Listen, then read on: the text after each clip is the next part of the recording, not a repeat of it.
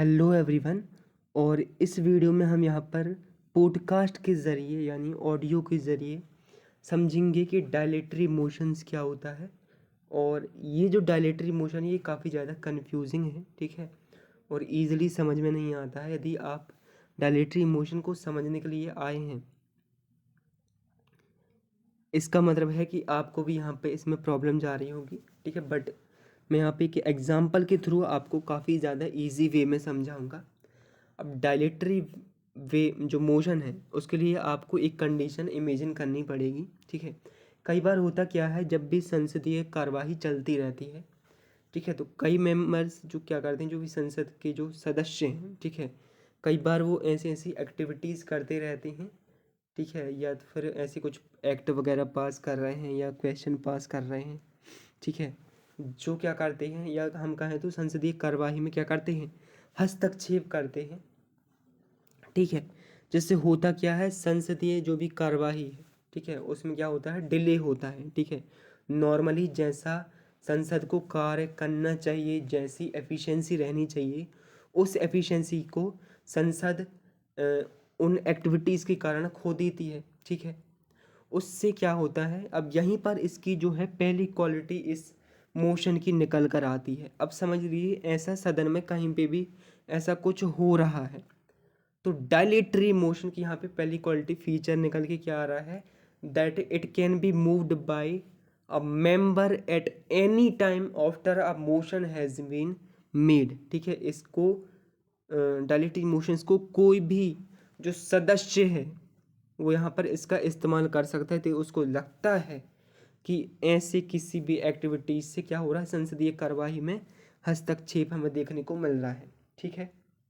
Now it is a motion for the adjournment of the debate on a bill, motion, resolution, etc., or a motion intended to retardation or delaying the progress of a business under consideration of the house, ठीक है।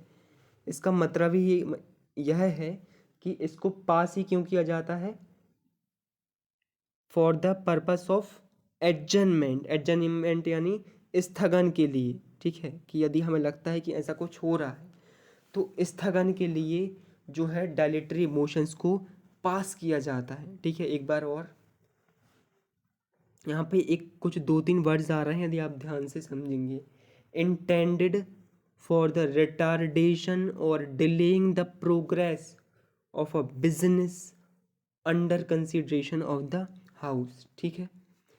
Now the debate on a dilatory motions must be restricted to the matter contained in such motion, ठीक है। अब होता क्या है, देखो अब यहाँ पे भी यदि आप फीचर, अभी आपने इंट्रोडक्शन को अच्छे से समझ लिया है, यहाँ पे हमने क्या देखा था कि कुछ ऐसी एक्टिविटीज़ नहीं होनी चाहिए जिसमें जो है हमें डिले देखने को मिले, ठीक है। इसलिए यहाँ से उसका एक और फीचर निकल के आता है, that the debate on a dilatory motions must be restricted to the matter contained in such motion, ठीक है। और इसके बाहर आप यहाँ पर चर्चा इसके अंदर नहीं होगी, ठीक है। आप कोई भी बाहर से कोई भी पॉइंट यहाँ पर इस मोशन के अंदर आप प्रेजेंट नहीं कर सकते, ठीक है।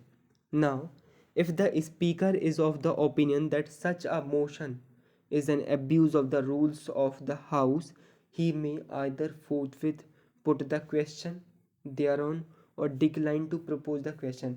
यदि जो सभापति हैं, स्पीकर हैं, यदि उनको लगता है कि ऐसा कुछ भी जो मोशन है वो क्या कर रहे हैं, जो भी सभा है, ठीक है, यदि यह हाउस है उसके रूल्स को क्या कर रहा है, ये अब्यूज़ कर रहे हैं या ख़राब कर रहे हैं, ठीक है, तो वो क्या करता है, जो भी कार्यवाही है उस मोशन को लेकर वो तुरंत उसको बंद कर सकता है, या जो भी उस पर्टिकुलर मोशन के अगेंस्ट में जो क्वेश्चन अराइज हो रहे हैं, ठीक है, तो उसको भी क्या कर सकता है, वो डिक्लाइन कर सकता है, राइट।